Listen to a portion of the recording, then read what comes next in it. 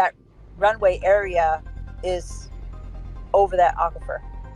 So there's a lot of concern as what's going to happen if there's contamination to the water supply, not just for the Miccosukee people, but for 8 million South Floridians.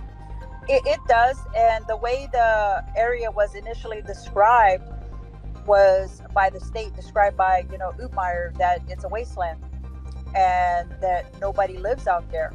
I'm like, hey, I live out here. My tribe lives out here.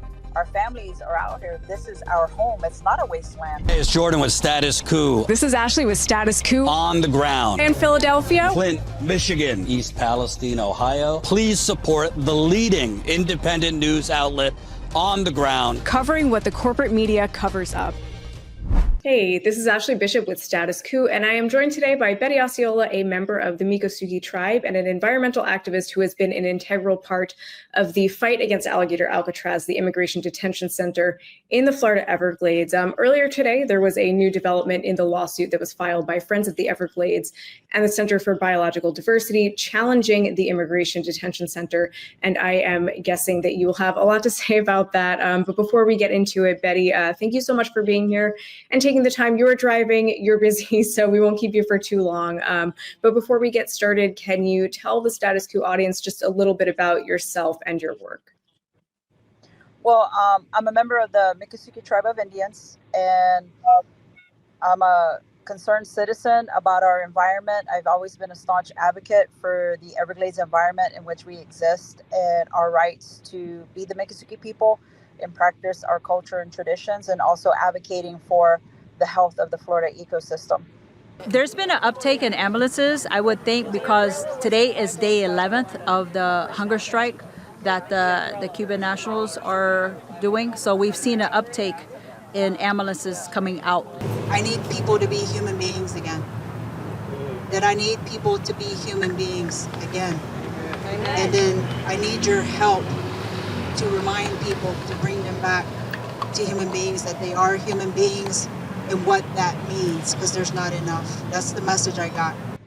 Yeah, that is great. So onto the lawsuit against Alligator Alcatraz, which is again in the Everglades. On July 14th, the Miccosukee tribe filed a motion to intervene in the lawsuit filed by Friends of the Everglades and the Center for Biological Diversity, which the attorneys for Kevin Guthrie. So Kevin Guthrie is Florida's Division of Emergency Management Director, objected to. Today, just a little while ago, it was announced that U.S. District Judge Kathleen Williams granted the motion to intervene in the lawsuit. So can you tell us first, what issues is the lawsuit raising and what the Miccosukee tribe is looking to gain by entering the lawsuit? Well, the lawsuit is expressing a lot of environmental concerns to the fact that this detention center was put up in 8 days without having to do any preliminary studies for environmental impacts, pulling any permits or anything. It was almost like a land grab. And our tribe is here. The main reservation is about 10 miles from where the detention center is. I personally live about 3 miles from the center, and we have other tribal members who live less than half a mile. And so we have a lot of concerns for the increased traffic, the light pollution, everything that's going on. Even that road, our access has been prohibited because we used to go out there to collect our plant medicines. We go out there and pray. We have other traditional practices that we did out in that area that we use that road to access the entrance road. And so some of our activities have been put at a standstill because of that. And our tribe has, I believe, some unique concerns in addition to what the other litigants are expressing, because we're the ones who, in addition to the Everglades environment, the Miccosukee tribe itself and its members is having some direct impact. And today, it was good to hear that the judge granted the motion to intervene as a litigant, because personally, I can't speak for the tribe, but I feel that we have much more added information that can add to this argument here. And reading the tribe's intent of their motion to intervene is to eventually have this detention center shut down and that would be the acceptable resolution, because it shouldn't have ever been put at this location to begin with. The way to remind people to be human beings again is to bring people together who are human beings to help spread that word and get that message amplified to more individuals, because you're here because you dedicated your lives to that word, just like I've dedicated my life to my creator to help creation, and we're all going to have to be accountable to what we did in this life. And I wonder, what are those conversations are going to be if we keep forgetting that we're human beings and we don't treat each other right? Thank you. Thank you for explaining all that. I think that a lot of people don't know that there are communities that are in such close proximity to Alligator Alcatraz and just in the Everglades in general. And I would imagine that, having a facility there, specifically in that area that is so close to tribal lands and where people are living and going about their business, having a facility like an immigration detention center there is, I don't know, there's something kind of threatening about it, and just a little sad. It kind of like blights, in addition to all of the other environmental concerns and all of this, it kind of blights the entirety of the area. It does, and the way the area was initially described was by the state, described by Ootmeyer, that it's a wasteland and that nobody lives out there. And when I saw that promo they did for this detention center, I'm like, hey, I live out here. My tribe lives out here. Our families are out here. This is our home. It's not a wasteland. And, they describe it as 50 miles out in the middle of nowhere. And that tells you what little, that statement to me showed what little they know of the area. And the fact that there is a community out here, not just indigenous people, but there's other individuals who come out here on a weekend basis to access that area as their families did prior and in the history of this area. And there's a lot of ecotourism that occurs out here. A lot of companies from Naples, Fort Myers, Miami, Broward County in the ecotour business bring people out here on a daily business to see alligators, do airboat rides, to visit the preserve park centers itself. So a lot those type of activities occur out here. So it's not in a vast wasteland, and the facility itself is only a mile from a highway that, because they're there now, we have a lot more increased traffic in this area that we didn't used to have. Mm-hmm. Yeah, I mean, we Status Coup was out there in the beginning of July. So when the facility first opened, we went down there and we were covering some of the protests that were, in front of Alligator Alcatraz. I told myself, I'm like, the most patriotic thing I can do if I really believe in this American experiment and believe in America and where we can potentially go, it's to come here, and this is the most patriotic thing I can do, to stand up for everyone. You asked why I came here today. I mean, there's a little house like right down the road from there. It's not an unpopular area, as you're suggesting, and yeah, and further to that, I mean, it is a beautiful area. It is a beautiful area. It is, Big Cypress Park. Like, I guess I would ask, as far as like environmental harm, again, it is sitting within Big Cypress National Park. It is beautiful. What other, what else can you tell us about the environmental harm caused by having this facility there? Well, I think people don't understand the history of that location to begin with. And they don't understand. And I think, the Park Service has done a poor job of educating the public about the history of that particular location. And it is to me, it's a monument. And because in the late 1960s, early 1970s, they wanted to build the largest airport in the world. And a wide range of people, from hunters, fishermen, the average person, the hiker, the bird watcher, indigenous people got together to stop the building of that commercial facility. And even though they already started construction, because of that move to stop to stop it. That's why we only have that one runway. And out of that, from that location, that's where the EPA was born. That's where we got the Clean Water Act. That's where Marjorie Stoneman Douglas, in the fight to help stop that location, her and a group of people formed the nonprofit Friends of the Everglades. So there's a lot of history tied to that spot. And to me, it's a monument. There should have been a plaque that told of that history, designating it as a historic monument. So now we have this current development going on, because even though they say it is temporary, it is development. They've brought in over $11 million worth of materials in asphalt and soil. They brought in, the dump, in addition to the dump trucks, you've had, the steamrollers, you've had earth movers, you have a whole bunch of activity going on. So there's concerns about the fuel that they're storing on site, all the sewage, the lack of a hurricane plan. If something happens and you have all that debris from their staging, it's going to get into the surrounding environment, which is a national preserve. And the Big Cypress Preserve, they have a designation of outstanding federal waters. And that's a very stringent designation. And the fact that there weren't any studies done, there weren't any permits pulled, the Army Corps of Engineers should have been involved to see how they could, whatever things that needed mitigating were identified, how was that going to be addressed? If a hurricane, God forbid, if a hurricane hits and you have all this fuel go into the Everglades, because that's another thing. The people don't realize this is part of the Everglades. They hear Big Cypress and they don't associate it with the Everglades because it's called Big Cypress. But that's just a name that came after the fact. That ecosystem, it's one ecosystem tied into the greater Everglades ecosystem.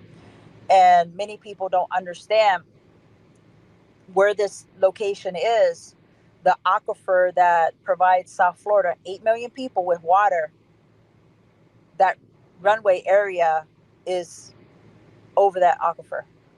So there's a lot of concern as what's going to happen if there's contamination to the water supply, not just for the Miccosukee people, but for 8 million South Floridians. So there's a broader concern here. If there's a hurricane and you have to evacuate, if they ever get up to capacity of 5,000 people, what is that going to look like? Even without the detention center last year, when we had the hurricane on the West Coast, to travel 30 miles on this road from individuals, I was told, because I made a post about the evacuation route, individuals were saying that to travel 30 miles, it took them 6 hours. And that's without this detention center. So add another 5,000 people you have to evacuate on top of everyone fleeing the coast. I don't think anyone's thought this all the way through. And started to see people who do prayer trying to withhold prayer. So how are we going to become human beings and have more love in the world if we're withholding that from each other? And sometimes even ourselves need prayer to stay on that track and to find that peace. Because the way everything is going, it's really hard to find that sense of peace and security in your heart. Even myself, I get upset about things and I can get angry about things. And that's when I pray more to find that peace, and I come out here because this is very healing. Nature is very healing. But what is going on right now behind us isn't very healing. Yeah, I mean, clearly not. So you have like dual concerns there. One for the environment, as you're suggesting, if debris, if fuel, if anything gets into the environment, into the aquifer, a whole litany of things will happen. And then you also have concern for everyone in that area who may or may not be able to evacuate quickly enough. And as we've seen, with the facility, just in general, it's already flooded. It's already flooded under normal conditions for this area. So it's not even like, oh, there was a hurricane and there's no hurricane plan, as you're suggesting, and it flooded because of that. These were just regular, rain that you get in South Florida. I lived in South Florida for a number of years. And I mean that, the rain that caused the flooding is totally normal for that area. Yes. So clearly it is. And even the lightning strikes, because they have a lot of generators out there that are powering the facility. They have lights that are powered by generators. They have one up by the highway and all around the facility to light up the facility. So you have a lot of generators, and you're in the lightning capital of the world, right? In the United States, anyways. And so you have to think, all it's going to take is one good lightning strike to hit a generator, to hit gasoline that they have stored there, and that's an accident waiting to happen. So there's multiple concerns, for the environment and what a big fire would emit all the chemicals into the atmosphere, and in the human lives, the casualties, whether they're the detainees or the people who are working there. Absolutely. I mean, that is a terrifying prospect. Something like that happening, and for a population, so for whoever is already there in that facility, all of the immigrants that are detained there. I mean, this is just a terrifying prospect, and we already know there's been plenty of reporting coming out saying that the conditions inside the facility are horrible. I read an account from someone a few days ago that was published in one of the local Florida papers, saying that when it rains, the water he's on the bottom bunk bed. When it rains, the water floods to the bottom of the bunk bed. So, as you're saying, I mean, if something were to happen, I mean, that it would be catastrophic for those people who are, already being mistreated. As you're saying, the lights are on all the time. So it's an issue of light pollution in that area. And I don't know that people fully understand either. Maybe if you haven't lived in Florida or just not familiar, there are regulations as far as light goes on Florida beaches because of the sea turtles. And during mating season, there are regulations on light, essentially. And this facility has lights on 24 hours a day, which is one, bad for the environment, also terrible for everyone who is in there. There have been reports of people saying that they don't know if it's day or night inside the facility because these lights are on at all hours of the day. So it's we have all of these different, horrific things going on in the facility in addition to the things that you've mentioned. And people don't understand, when you think of the endangered species in the area, like the bonneted bat, the continuous light is going to impact the bats and their habits. Their preserve is one of the few places where you still see fireflies. You have the Florida panthers. There's a biologist who study the panthers. There's data on a population of panthers that live right around that area. You have the Florida bear, and now people who are a little bit northeast of that location, and a portion of the Everglades that's called Water Conservation Area 3A, where you have individuals that have historic hunting camps in those areas that they visit. Now they're seeing more bear activity in their area, which is rare.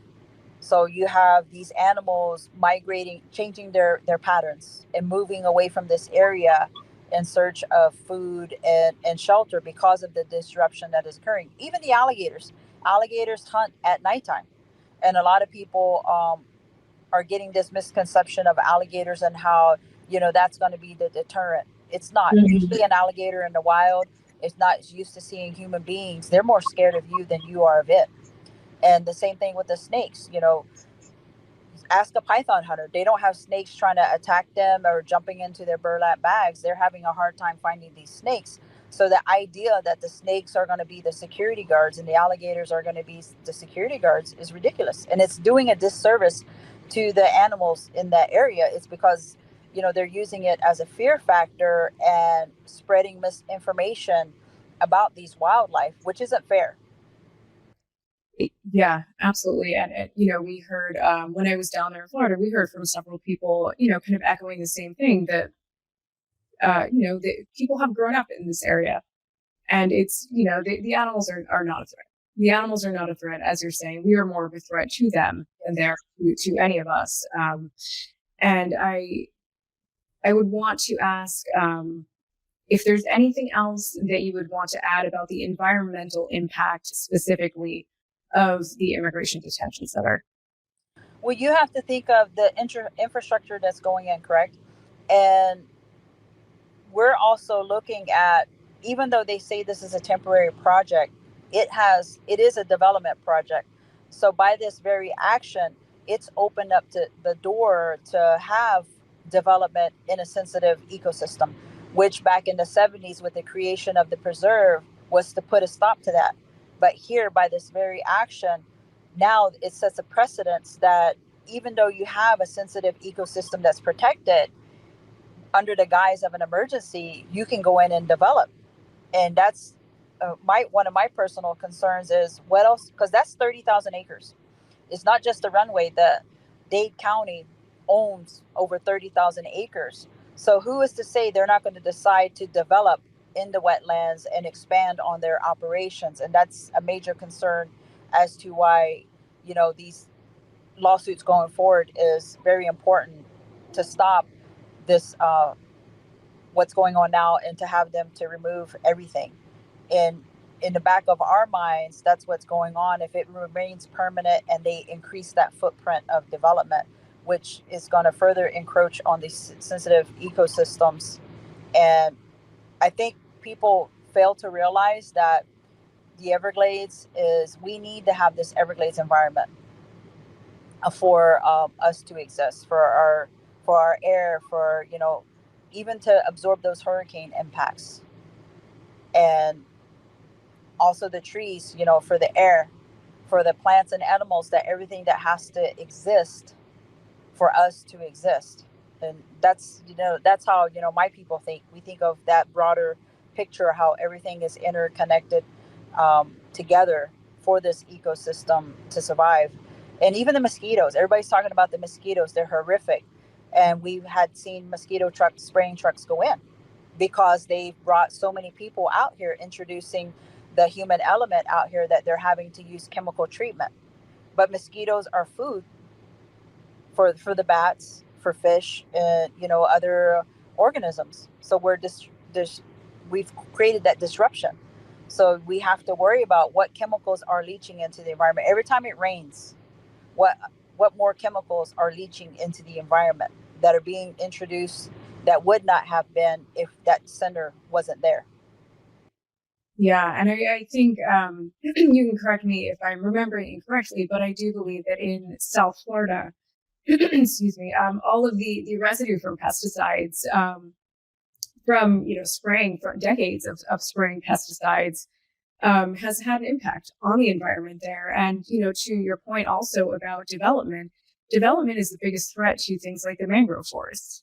And the mangrove forests are important because they also protect, as you said, against hurricanes. So they're there to kind of act as a barrier when a hurricane comes in. If you don't have that, if you've developed that area, that just leaves all of the housing in that area that shouldn't be there anyway, vulnerable to getting the full force of a hurricane as it comes in. So they're extremely important. And the wetlands are already being squashed. Their range is already being so threatened, and so there's just so much loss of it because of development.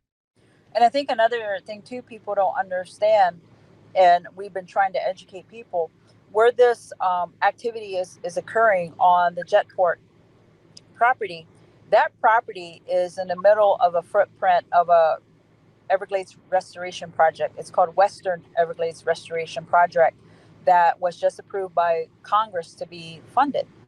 And so if we're spending millions of dollars over the years, we're into the billions with the state and federal combined, trying to reconnect landscapes, reconnect water flow, so water can flow from the central Florida, the beginning of the Everglades, all the way down to Florida Bay, because Florida Bay is dying of hypersalinity. And so if we're spending all that money to restore flow, why would we want to do a project in the middle of all of that can disrupt that connectivity? And it doesn't make sense. We're spending billions of dollars to restore the Everglades, but the state is now proposing to spend, what is it, 450 million annually? I think the numbers have been increasing as they're going in real time of these expenditures.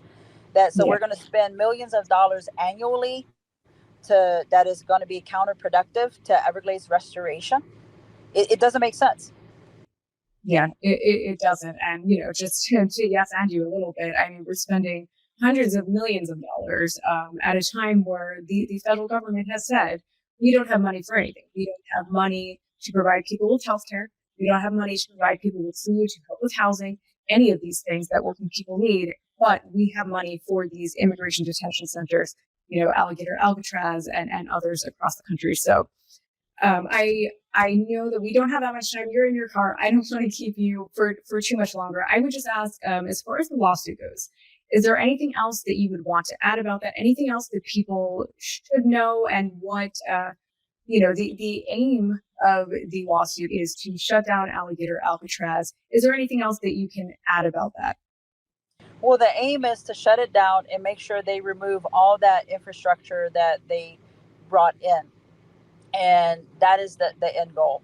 And to make sure that nothing like this can happen again in this area, which is after, the lawsuits, is going to be another momentum to ensure that no one else is going to try to come in and build something on that site.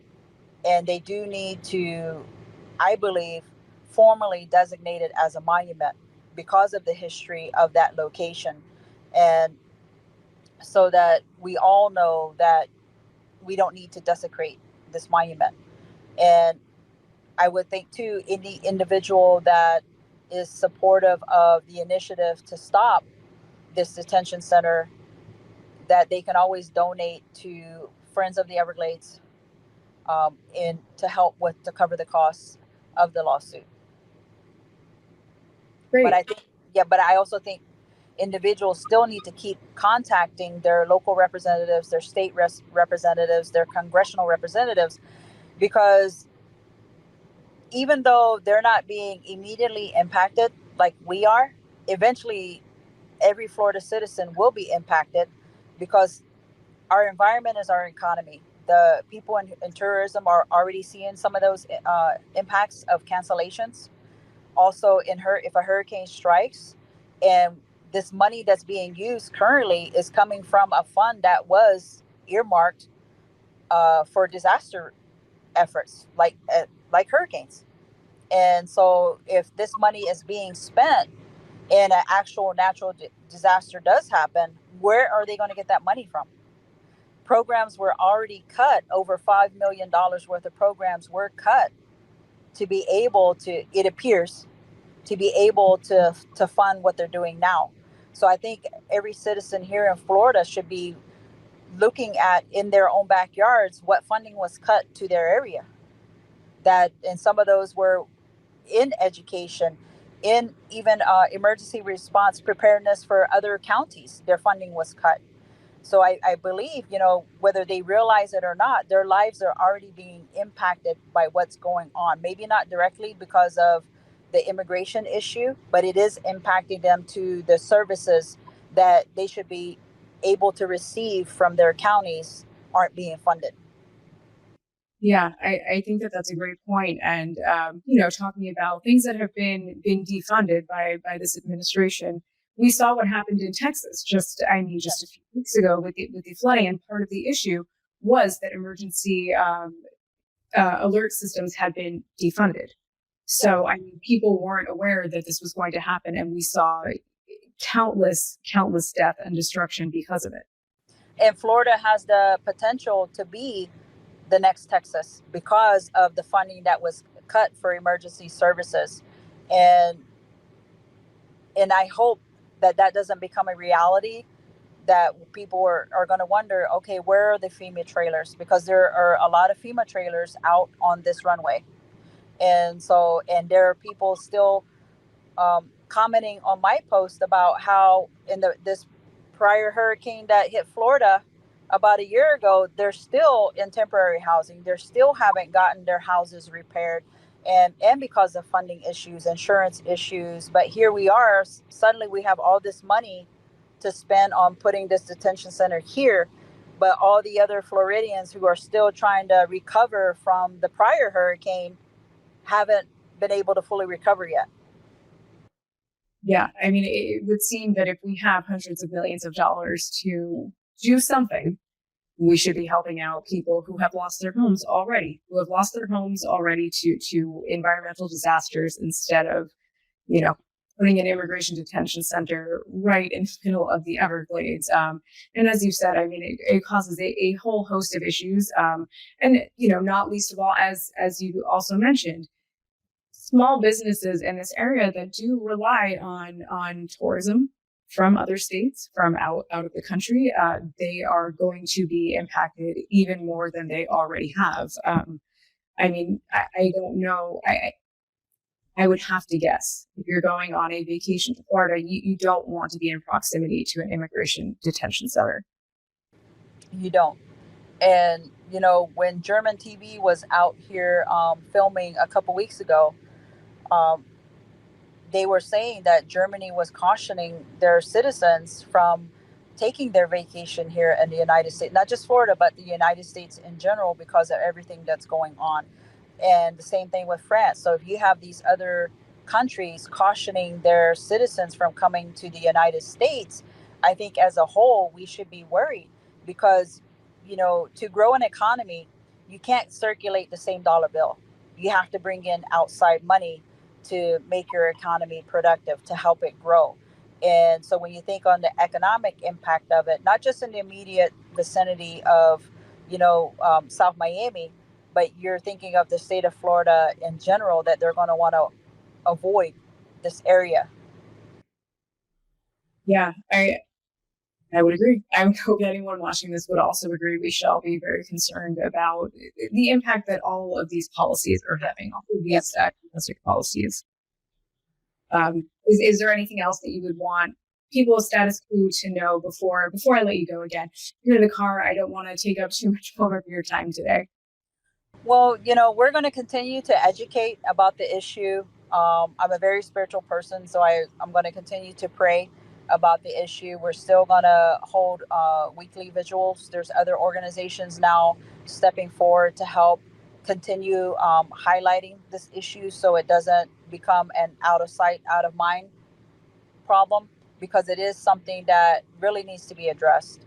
And that contentious, I call it the vehicle that they use to drive through the door of development. They chose a very contentious issue for whatever political reasons that they were going for. Okay, there goes a bus with people in it. Okay, it's heading west. Oh, wow. A bus toward Alligator Alcatraz. Yes, it's a prison bus. And so, they used a very divisive subject, a subject that is very concerning to individuals on either side, whatever side that they fall about this issue. But if, using this as using people's lives as a publicity stunt isn't the way to go. And if we truly care about human beings, then we really need to work towards having a better path forward for everyone involved. It's not just a matter of, they're here illegally, let's do this. I think people have to really think, if they were in those shoes, how would they want to be treated? And I think that's the crux of it, is that people are not in their shoes. They've never had to flee for their life in fear that they were going to be killed because of whatever was going on in their country. And yes, there are laws, and you have people who have broken laws. But at the end of the day, if these individuals are entitled to an attorney, they should have access to that attorney. Some people say, they're not entitled to an attorney. But again, you have to think about yourself. If you were in another country and you ended up in that situation, wouldn't you want your country to be able to help you? Wouldn't you want your family to know where you are? Even if you died in somebody's care, wouldn't you want your family to be able to recover your body and do what they need to do for that closure? Wouldn't you want your family to be able to fight for you and have an attorney for you if you were in that situation? And that seems to be the issue a lot of people are not thinking through. Like, how would they want to be treated in this situation? I think that is a great final note to end that on. As you can see a bus of people headed over to Alligator Alcatraz right outside of your car window. Betty, thank you so much for coming on Status Coup to explain all of this to us. we will keep everyone updated on the lawsuit. We will be following along, and as there are updates, I will stay on it. Thank you again so much for being here with us, and we will hopefully talk to you soon. Thank you. Thank you. Have a good one.